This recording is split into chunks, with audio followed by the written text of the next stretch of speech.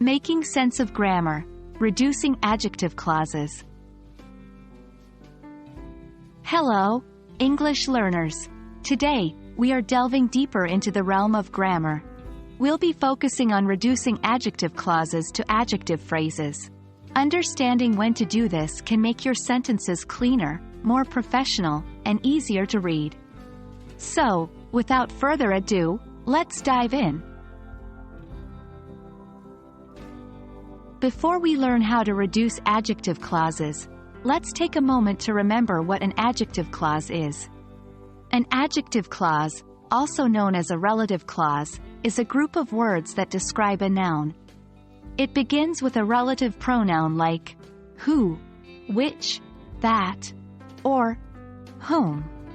For example, the boy who is wearing a blue shirt is my brother. In this sentence, who is wearing a blue shirt is the adjective clause, describing the noun, boy. Now, let's get to the heart of the matter. When to reduce adjective clauses. Not all adjective clauses can be reduced to adjective phrases. Here are the cases when you can do it. 1. When the relative pronoun is the subject of the clause. For example, the book that is on the table is mine, can be reduced to the book on the table is mine. 2.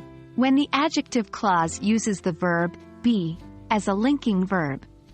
For example, the girl who is talented won the competition can be reduced to the talented girl won the competition. Remember, in the reduced form, the sentence should still make sense and convey the same meaning. The key is that the essential information should be maintained.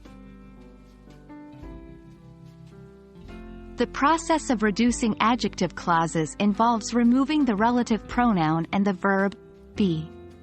For instance, in the sentence, the boy who is reading a book is my friend, the relative pronoun who and the verb is can be removed to form the boy reading a book is my friend.